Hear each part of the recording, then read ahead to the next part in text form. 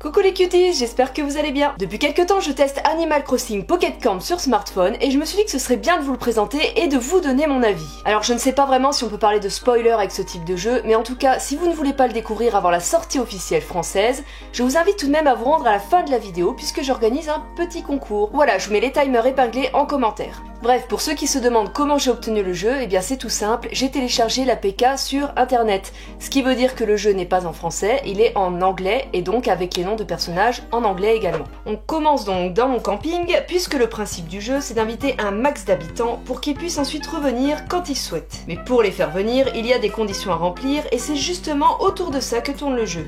En bas on trouve un menu qui permet d'accéder à différentes choses. Tout d'abord l'inventaire, on retrouve les objets qu'on a craft, mais aussi les vêtements puisqu'on peut customiser notre personnage, les items qu'on peut offrir aux habitants en fonction de leurs demandes, et les matériaux pour craft des objets. Alors sachez que l'inventaire a ses limites. Par exemple, on ne peut pas posséder plus d'un certain nombre de matériaux, ce qui nous oblige du coup parfois à laisser les matériaux qu'on a gagnés dans la boîte aux lettres. Aussi, et c'est encore plus embêtant, le nombre d'items est très limité. Du coup, ça nous oblige soit à revendre des items, alors qu'en fait on pourra en avoir besoin prochainement, ou soit à utiliser de l'argent réel pour acheter des billets et du coup acheter des emplacements supplémentaires.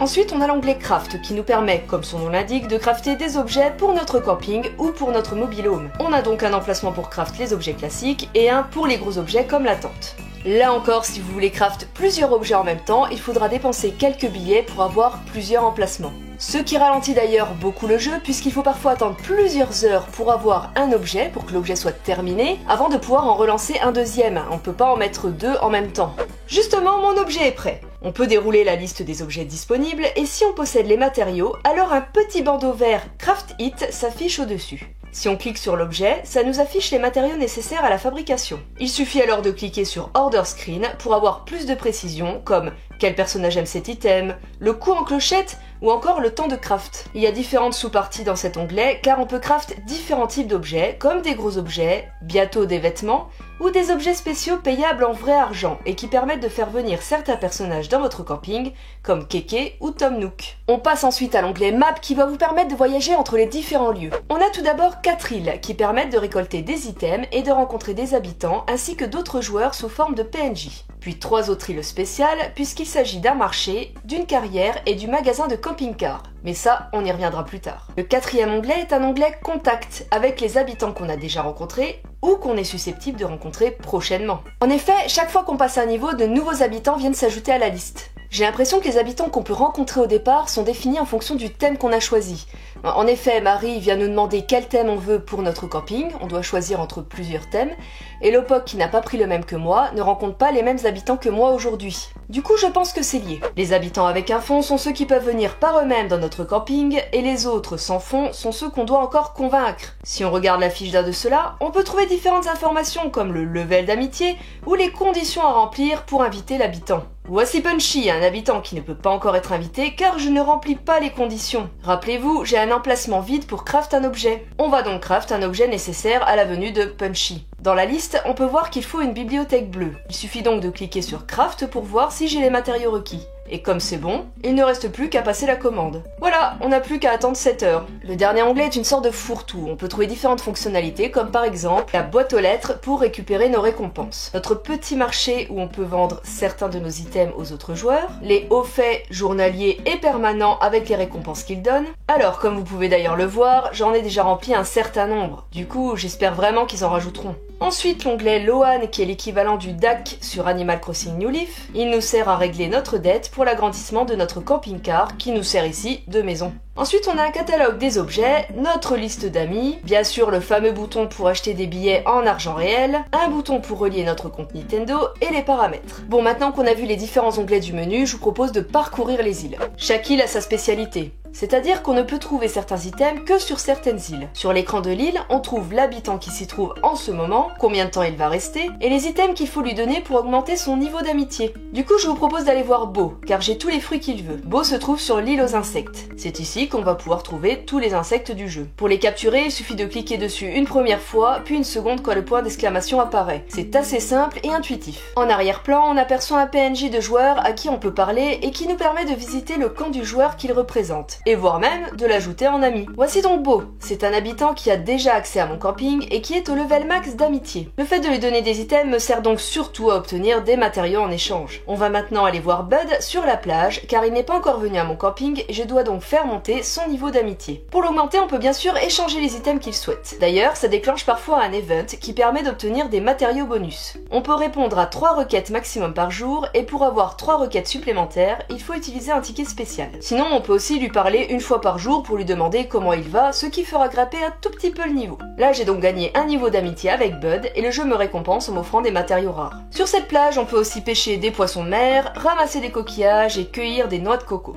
Ensuite, sur l'île aux fruits, on peut trouver Ketchup, mais je n'ai pas les items qu'il demande. C'est sur cette île qu'on trouve les principaux fruits du jeu. Vous pouvez en cueillir 3 par arbre toutes les 3 heures. Pour accélérer le temps, il faudra bien sûr passer par la case porte-monnaie. Passons maintenant rendre visite à Maggie qui se trouve au lac. Ici, on peut pêcher des poissons d'eau douce et trouver quelques fruits. Et voici Maggie. Rappelez-vous, on a rempli toutes les conditions pour l'inviter au camping. C'est donc ce qu'on va faire maintenant en passant par l'onglet Contact. Là, on nous explique que pour l'inviter, il faut mettre en place les meubles dont elle a besoin et le jeu nous offre donc une option que je trouve d'ailleurs très pratique. Cette option s'appelle Setup Automatically. Ça signifie que le jeu va mettre en place les items requis automatiquement sans qu'on ait besoin d'en faire plus. Et ça, c'est quand même plutôt cool. Voilà, Maggie est invitée, elle va visiter le camping. Et comme on a rempli tous les prérequis, elle pourra revenir par elle-même au camping quand elle voudra. À l'issue de la visite, nouvelle option bien pratique, le jeu nous propose de tout remettre dans son état d'origine. Me voici donc au camping où là aussi je peux parler aux différents habitants. Parce qu'ici aussi je peux répondre à leurs demandes pour continuer d'augmenter le niveau d'amitié et obtenir des matériaux. Bien sûr d'autres options s'offrent à nous. On peut par exemple rentrer dans notre camping-car. Et puisqu'il est l'équivalent de notre maison, on va pouvoir le décorer à notre façon à l'aide du bouton gris à droite. On va par exemple placer un téléphone que j'ai acheté hier au marché. La prise en main est assez simple, fluide et les objets ne sont pas très compliqués à placer ou à tourner. Et c'est tout. Malheureusement, il n'y a rien d'autre à faire à l'intérieur du camping-car et ça c'est bien dommage. À l'extérieur, il est du coup aussi possible de faire la déco soi-même, toujours en cliquant sur la grille à droite. Là, vous aurez le choix entre placer des gros éléments ou faire la déco de la terrasse et de l'espace à droite. Voilà, on a fait le tour de ce qu'on peut faire au camping et honnêtement, je trouve ça un peu léger. On peut bien sûr interagir avec quelques objets comme par exemple allumer les lampes ou s'asseoir sur certains objets comme des canapés, mais rien de plus. Du coup, avant de vous donner mon avis, je vais vous présenter les 3 dernières îles qu'on n'a pas encore vues. D'abord la carrière. Elle permet d'obtenir des matériaux rares ou de l'argent, donc ce qui est plutôt cool, mais elle reste difficile d'accès, car il faut soit payer en billets, donc avec de l'argent réel, soit demander à 5 amis de nous aider. Et là, le système est carrément mal optimisé, car les demandes d'aide se font une par une, ce qui prend beaucoup de temps. En plus, les amis ne reçoivent pas de notification. Il faut qu'ils aillent voir dans leur liste d'amis si un petit logo orange est apparu, ce qui signifie que l'ami a besoin d'aide à la carrière. Heureusement, le fait d'aider ne vous coûtera rien et vous rapporte même quelques clochettes. Oui, mais alors vraiment pas grand chose, parce que la plupart du temps vous aurez 10 clochettes et c'est assez ridicule. Bref, ce n'est logiquement pas un endroit où on passe du temps. Ensuite, il y a l'île du marché sur laquelle on trouve 3 stands. Tout d'abord, il y a Marie, qui est tout le temps là pour répondre aux questions des joueurs. Les autres stands, eux, sont aléatoires. On peut trouver les sœurs Doigts de Fée qui vendent vêtements et accessoires, Blaise pour les chaussures et chaussettes, et Méli-Mélo pour les objets. Enfin, sur la dernière île, on peut trouver OK Motors, et donc des nouveaux personnages. Il s'agit de 3 frères spécialisés dans les camping-cars. Il y a Giovanni qui dirige l'entreprise, Carlo qui s'occupe du bricolage, et BP de la décoration. Ici, on peut donc agrandir son camping-car, changer sa forme, ses couleurs, et même le motif. J'ai d'ailleurs mis un motif que j'ai obtenu en récompense de connexion. Voilà tout pour cette petite visite guidée, et maintenant je vais du coup vous donner mon avis. Eh bien comme vous l'aurez peut-être deviné, je suis plutôt mitigée, voire même déçue. Et ça c'est certainement parce que j'attendais un véritable Animal Crossing. J'ai adoré les jeux de la licence et du coup j'aurais aimé avoir un nouveau jeu qui soit du même niveau que cela. Mais du coup pour ce jeu sur smartphone, c'est pas du tout ce à quoi il faut s'attendre. En fait, il faut juste s'attendre, un simple jeu de smartphone justement. Parce que c'est rien de plus. Pour être honnête, c'est un jeu qui vous passera le temps pendant 10 minutes, un quart d'heure par jour, et c'est tout. C'est vraiment super pour les transports en commun, ok, comme n'importe quel autre jeu de smartphone, mais ça s'arrête là. Il y a vraiment trop peu de choses à faire, et c'est extrêmement répétitif.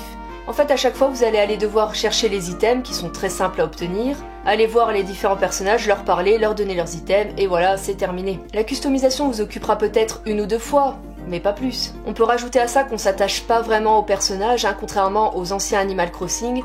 C'est-à-dire que là, il y a tellement de personnages, et puis voilà, on les voit furtivement simplement pour leur donner 3 objets. Je veux dire, on n'a pas vraiment le temps de s'attacher ni l'envie.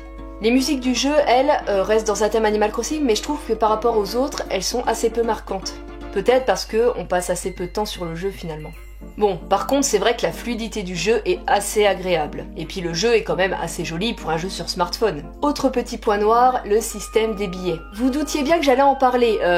Voilà, il fallait bien un système économique pour le jeu. Honnêtement, j'aurais peut-être préféré payer le jeu 1, 2 euros, peut-être même 3, plutôt que d'avoir ce système de billets. C'est-à-dire que ça serait resté purement décoratif ou en petit plus, voilà, je dis pas... Mais là, vraiment, si on n'investit pas dans des billets, eh ben on reste plusieurs heures sans pouvoir jouer au jeu parce qu'il n'y a rien à faire. C'est-à-dire qu'une fois qu'on a lancé notre craft, bah voilà, c'est terminé, il faut revenir dans plusieurs heures. Une fois qu'on a cueilli nos fruits, il faut revenir dans 3 heures, quoi. Enfin, c'est un jeu typique smartphone. Du coup, mon conseil, plutôt que d'investir dans des billets sur ce jeu, si vous ne l'avez pas encore, investissez dans Animal Crossing New Leaf. Enfin, Animal Crossing Welcome Amiibo, du coup, avec la mise à jour. Ce jeu, vous pouvez parfaitement le trouver d'occasion, ou bien pendant les soldes, et honnêtement, ce sera un meilleur investissement parce que vous allez y passer plusieurs heures, ce qui ne sera pas le cas avec ce jeu de smartphone. Il n'y a pas vraiment de challenge, il n'y a pas vraiment d'intérêt dans le fait de faire grandir son camping. Donc voilà, c'était mon avis. Maintenant, ça ne reste que le mien, c'est-à-dire que je vous encourage vivement à télécharger le jeu à sa sortie, à le tester et à vous faire votre propre avis qui sera peut-être totalement différent de ce que j'ai dit.